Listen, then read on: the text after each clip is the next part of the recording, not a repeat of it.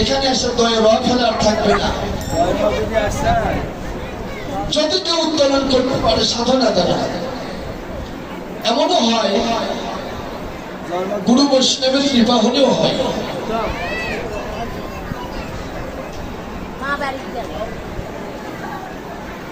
সাধনা দ্বারা হয় বটে, কিন্তু গুরু কৃপা ছাড়া হয় না।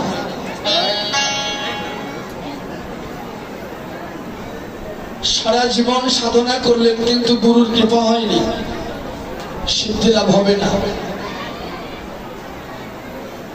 এই জন্য প্রথমে চাই গুরু কৃপা।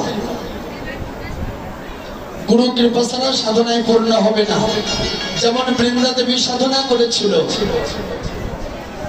গুরু আশ্রয় করেনি।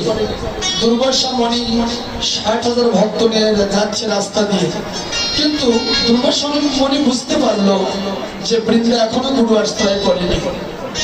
বৃন্দাকে ডাকলেন, বৃন্দা শোনো, তুমি কি গুরু আশ্রয় করেছো? না গুরুদেব।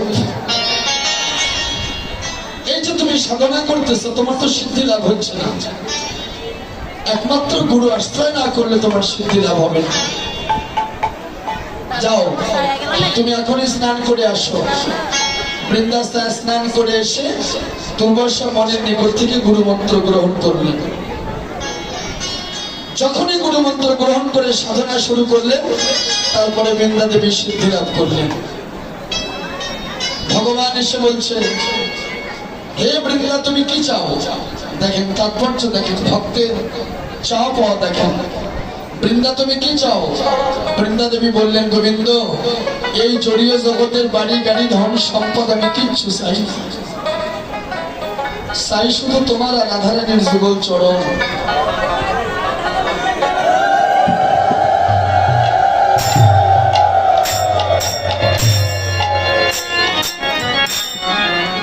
কারণ তুমি আমাকে কথা দাও, কবে রাধারানীকে নিয়ে যুগল চরণ তুমি আমাকে দিবে, এবং এই রাধা কৃষ্ণের স্থান এই মত্তধামে প্রতিষ্ঠিত করতে হবে। তুমি আমাকে কথা দাও।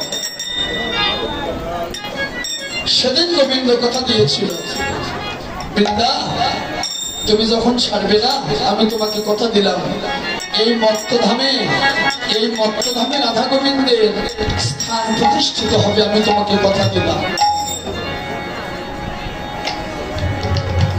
যেদিন বৃন্দার বাবা কেদার, বৃন্দা কিন্তু অসুন্দরী ছিল দেখতে।